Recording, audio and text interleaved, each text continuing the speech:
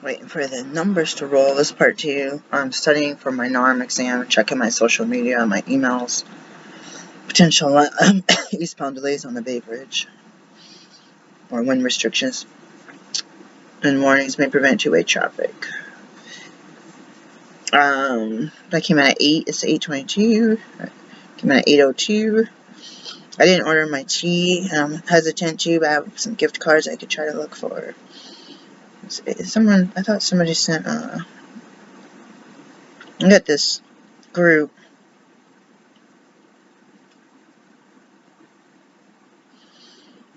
What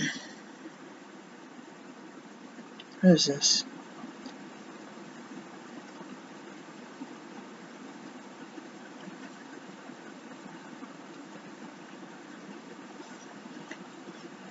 Postpartum doula brick and mortar group. I don't know what the heck that is.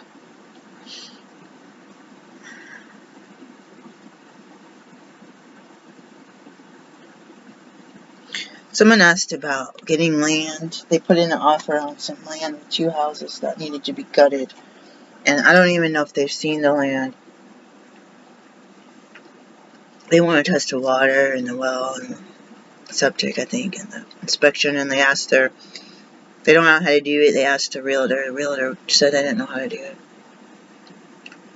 Let's keep it simple. But I mean, I've seen this a lot of times. When I went to buy that trailer house, I went and ordered the water inspection, and I went and ordered the regular inspection. The regular inspection failed they got there early, and the realtor got there early. They failed the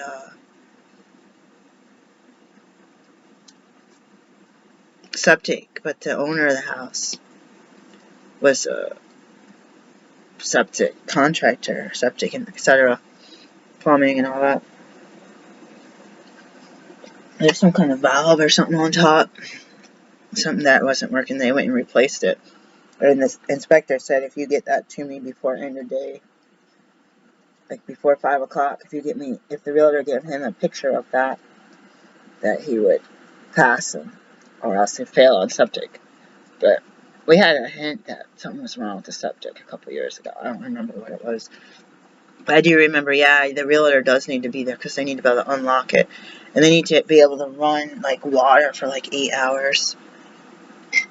Or 12 hours or something. They had to run the outdoor spigot. And maybe the indoor one. That sucks. Could you imagine running? Oh, was it 8 hours? It was like they had to go the night before and turn on the spigot. And then the next day, like at 8 or 9 a.m. do it. By the time I got there, they were pretty much almost done with the inspection. I got to see, I don't even think my partner was there. I got to see the, underneath the trailer home, and they said it was pretty dry and that the black plastic was intact. But there's all these things with homes, and if I hadn't had that appointment yesterday that got denied service, it'd be like going to a reservation at a restaurant, and then you get there and they say, no, we're not going to seat you. Like, but I made a reservation a month ago. And you're probably still going to try to charge me for the visit, for the appointment, for the food that you never got. Anyways, different story. Yeah, there was 2 lots, I think in Baltimore or somewhere, that were all wooded lots. And the hour or so before the end of the inspection, or the auction, was $1,500. My partner's like kind of rolling his eyes. I was like, if I wasn't in this, running around, getting in the shower, reminding myself not to put deodorant on, I would have certainly not have. I would have kept my eye on the auction, whether I would have bid or not, because you need I think $1,000. I bet you it sold for $3,000. If it sold for more than $5,000, I'll let you know. If it sold for less than $5,000, there's 2 different lots. They like completely wooded lots. I will kick myself because I would have come up with the money. If I had to take a cash advance on a credit card, like, I wouldn't want to overdraw my checking account, but I would have closed down my local bank account. I would have closed down my distant bank account. I would have done a lot for this land, but it would have been sight unseen. So this is the thing I'm going to tell you guys. This is a short video because I want to study. I really have the urge to study right now. Here's the thing. The studying, by the way, studying for this test and passing it is a completely different story than getting births with other midwives and to complete my requirements. Just letting you know. But I'm about to get my Vermont one today. I don't care. I got some stuff to do. You ever want to just work for yourself and just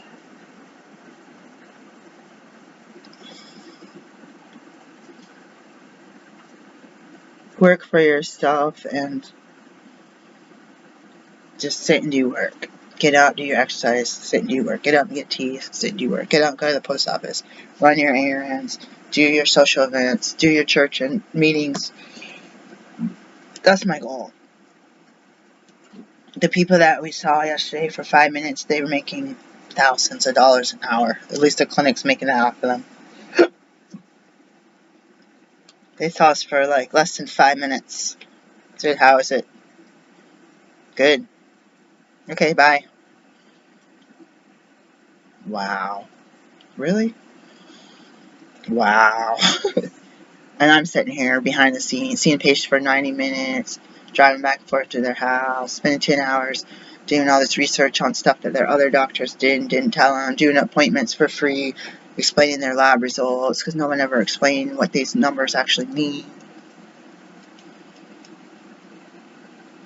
So I find out today about the jury duty, and I'm starting to just get back into doing my work, but I started cramming a bunch of appointments in right before jury duty, during when I had these days off, and cramming appointments in the same day.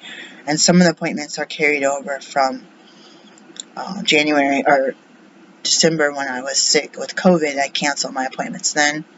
So to cram them in, insurance saying you only have this many weeks to use these visits or you're going to lose them. And it's always being dictated by insurance said this, insurance said that. And I keep telling people I'm going to Mexico. People are like, why? Like, have you not heard of medical tourism? I don't want to go to Mexico. It's not cheap there either. Not anymore. It's a little bit cheap. And you got to get there. And you got to figure out if you're getting meds and all that. If you need refills, how you're going to do that. I am a doctor. I want someone else to be my doctor. But I'm not able to do it. I keep a relationship with the primary care physician who is a nurse just to make sure I have the ability to be a patient, because it was hard enough to get in there in 2019. There's a whole heck of a lot more people moving in out here. So I'm envisioning myself on a homestead with a couple horses and hired people to help me figure out how to deal with horses. So my partner knows how to do it though. And hiring people that can take care of my animals when it's I have to go out of town. I imagine myself delivering babies in like a less than 100-mile radius.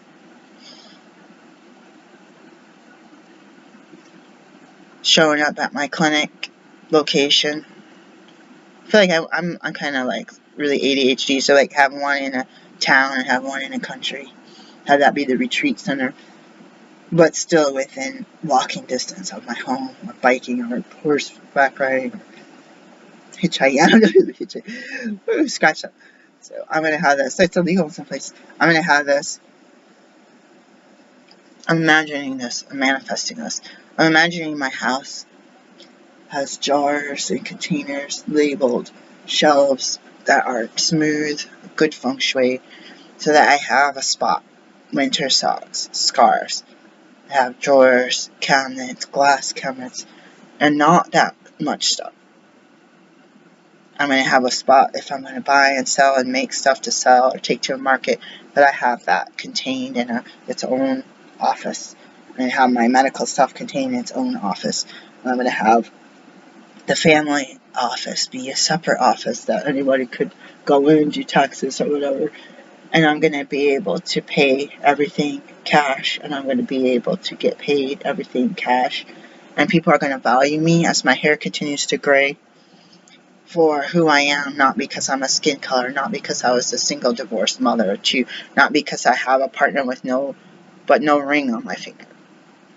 Even that ring when I took my ring off in 04, the treatment day and night was like I was Jekyll and Hyde, like I was a monster. It was a cheap freaking ring from like 50-cent bubblegum machine, but that people definitely noticed that, especially when I was with my kids, and they notice it.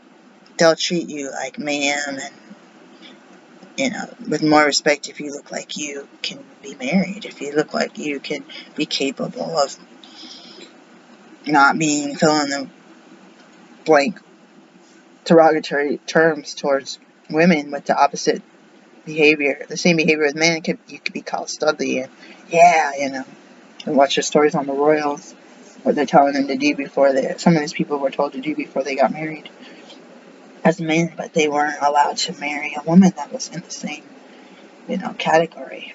And so I just wanted to say that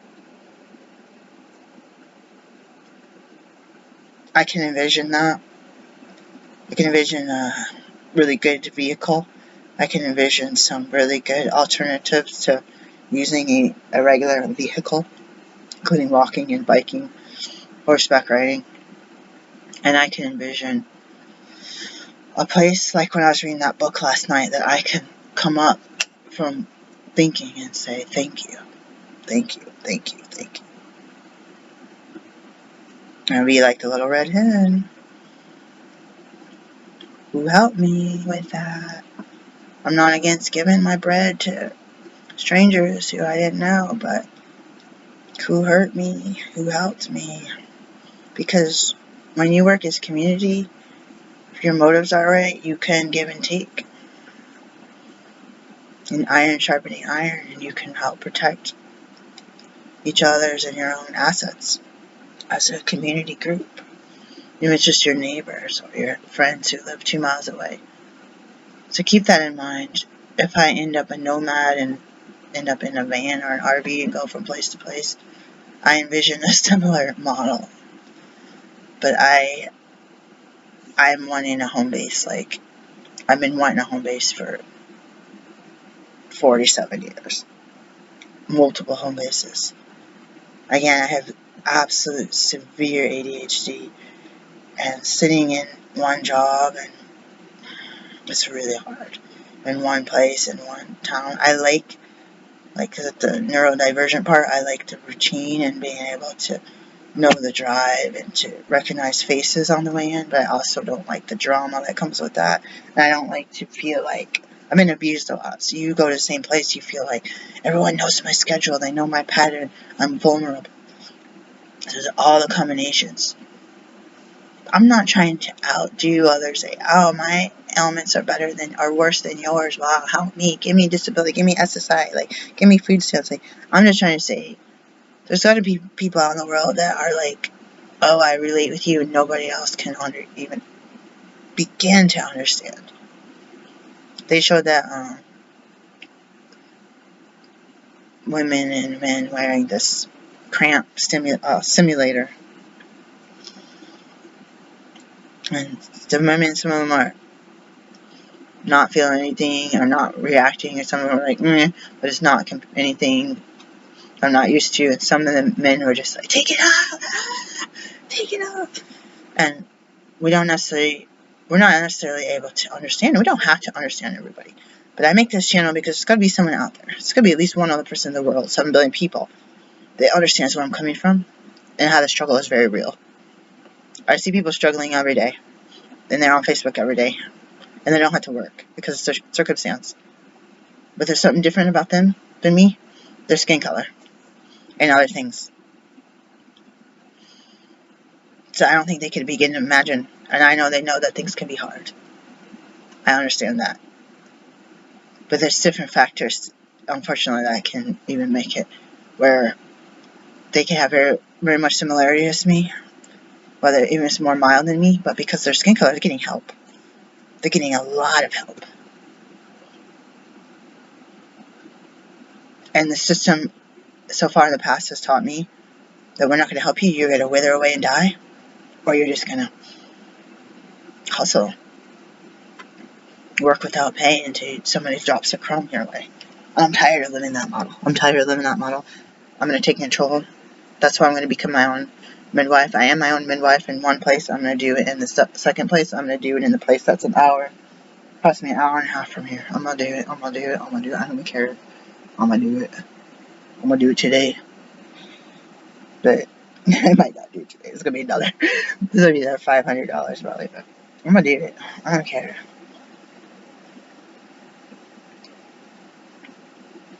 The collab agreement with the OB-GYN surgeon is the thing that is absolutely flustering my mind right now. Absolutely.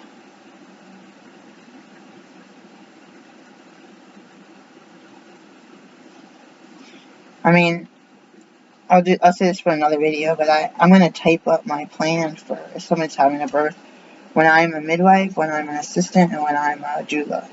Or when I'm just a doctor. Like, you'd be a doctor and your patient gets pregnant 3 years down the line, and if you're not in a place where I could do their care, pregnancy care, that's one thing. But if they end up having an emergency and they can't get a hold of anybody, I need to have a plan for that and a form.